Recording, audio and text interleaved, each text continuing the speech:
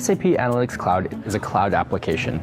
All you need to log in is your web browser and sign-in credentials. You won't have to download anything to your desktop. Once you've signed up for a 30-day trial or purchased a business plan, you'll receive an email containing a link to your login page.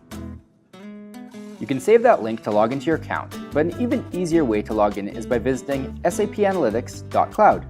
It's a good page to add to your bookmarks. From here, simply click the Login button. Choose your account type, either trial or licensed, and enter your email address or user ID and password on the login page. If you've forgotten your password, you can reset it here. And if you're having trouble loading Analytics Cloud, make sure you're using Google Chrome as your browser.